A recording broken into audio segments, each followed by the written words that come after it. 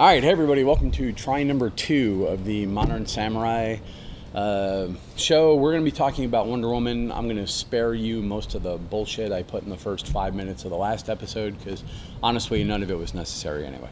So we are going to be talking about the Wonder Woman movie. Now over here I have a little inset clip of the last time I talked about Wonder Woman where I was talking with King about the movie, and I hadn't seen it yet, and he had.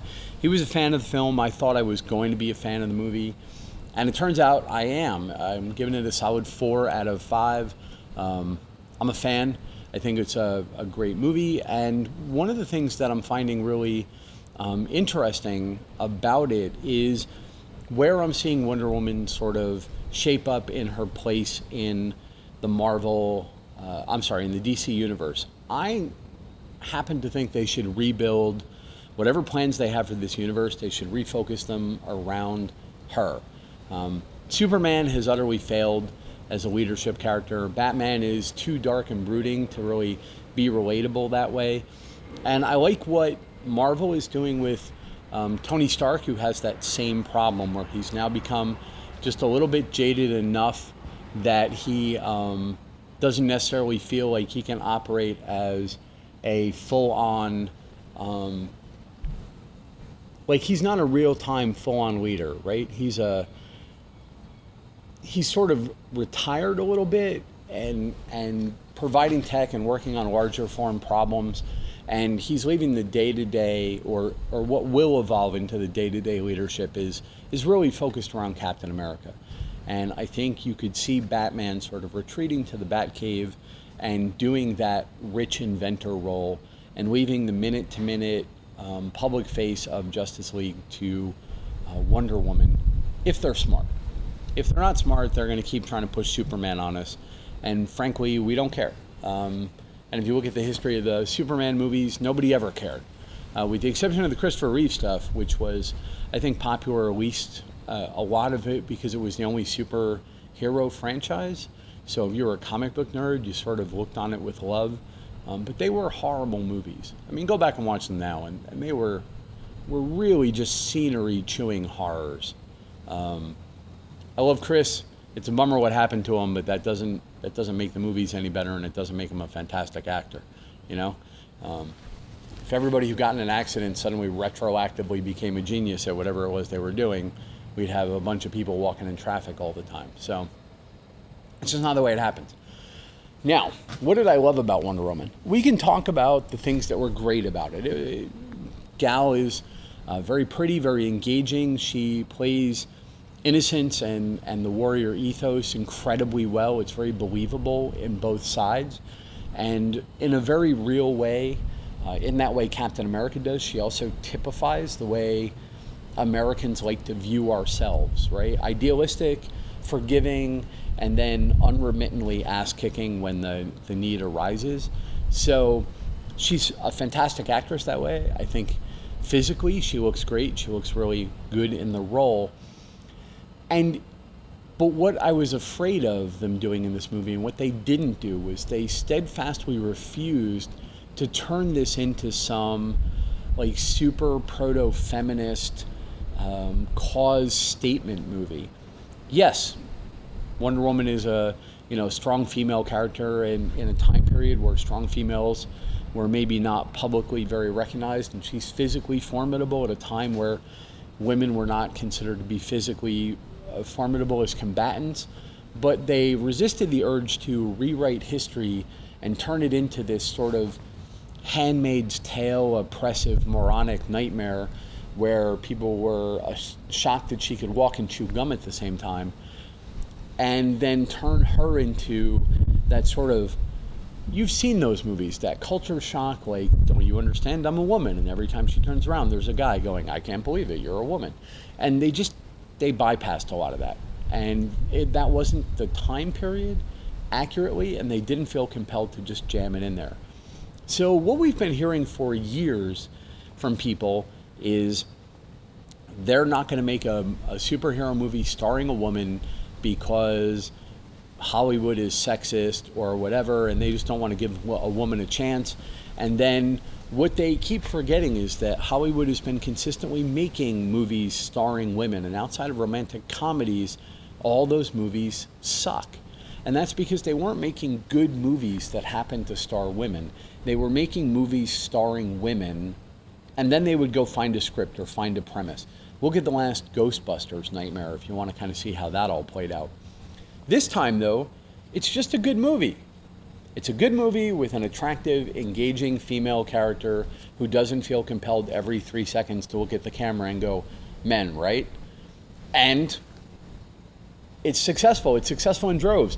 And the maddening part is the same insane people who ruined every other movie starring a woman that's come out in the last 10 years are going to look at this one and go, see, a movie starring a woman can make a couple of $100 million. You should have been listening to us all along. And somebody needs to just throw every copy of the last Ghostbusters they can find into a blender. Hint to you, Blendtec. Put in a blender and like make a shake out of it and just feed everyone who tries to get them to make another Ghostbusters movies on that until they're attractive enough to star in a movie. Like that would be the plan, right? But we'll see. I find it interesting that a movie, directed by a female was able to avoid that trap.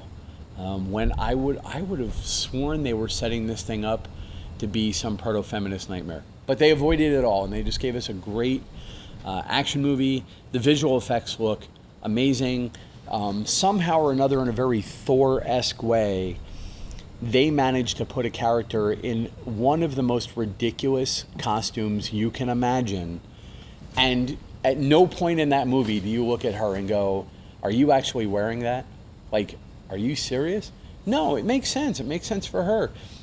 It makes sense for the character. And if I can get like meta for a moment, if you want to look at the Amazon culture and their view of men and the fact that they're fairly smart, and then you look at Gal's character, you look at Diana, and here's a woman who is not, I don't get the impression she's unaware of the effect she has on the men around her. She just doesn't care particularly. But it would not be beyond the Amazons to get together while they're figuring out how to build their outfits and go, what we've noticed is if we raise the hemline about 2 inches, every time some sailor comes out of the ocean with a sword, he stops for a second. We get to kill him while he's looking at our legs. Let's do that. So the outfit even works as a piece of sort of exhibitionist, it's a functional uniform that's intended to show off her figure because it was a comic book costume. But even in the ethos of the movie, I can kind of see where that might have not been by accident, and that's just brilliant. And other than a couple raised eyebrows, nobody else ever really talks about the costume. There aren't any long-winded speeches about it. I gotta tell you, I love the movie for everything it's not, and every trap they avoided as much as for everything it is. So if you haven't seen it yet, go see Wonder Woman in theaters.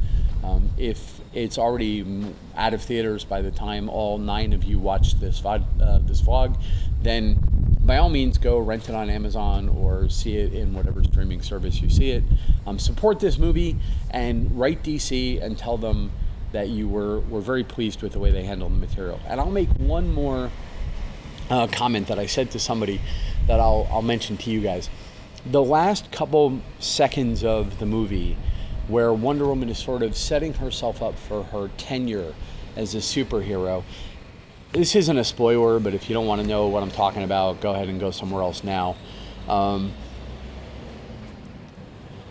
That cements her as the most feminine, classically female superhero you can imagine. So whereas at the end of every other story where a non-human decides to protect a human, so Thor or even Doctor Strange to an extent with some of those characters, it's always humanity sucks because you can't make a movie that's happy with humanity these days. Apparently that would be horrifying, right? So humanity sucks, but eventually we'll get better, and I'm just going to protect them or punish the bad guys or be a good enough human being. In the case of Superman, he's going to set an example of strength, and purity. In the case of Batman, he's just going to beat the shit out of us until we figure out that, he's just going to spank us until we get better. In the case of Captain America, he doesn't know how to fix us. He's just going to protect us until we figure it out. And at no point do any of these people have a clear idea how to move us from here to there. But Deanna does. And her thought at the end is, I'm just essentially going to show them what love and acceptance looks like, and that will lead them out. And that is a point of view that you couldn't get from Captain America. You can't get it from Thor. It would be ridiculous for a dude with his biceps and those traps to be like, I will just love them until they are happy. I assume half the audience would be thrilled, but the rest of us would be a little uncomfortable with that. Whereas you get someone who looks like Gal doing that, and fully 90% of people in the theater are like, you know what, I'm kind of okay with that, regardless of their orientation. So, I don't know, it was a very female moment and a very female character, and it was very feminine and rooted in strength, and it was a moment that would have been very easy to die on the vine for somebody to object to. And I just love that it survived all the way through. All right, anyway, so there's 11 minutes and 24 seconds. If I cut out a couple seconds with the lights, which once again, we all know me, I'm not going to do, I think this is about all the patience you probably have for the topic. I may or may not just shut the camera off, turn it back on, and do something else, but I am probably not going to.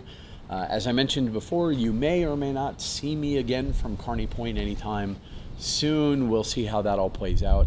And I will probably do another episode sometime over the next couple of days. It looks like we're running about every week or so. Thanks a lot. Take it easy.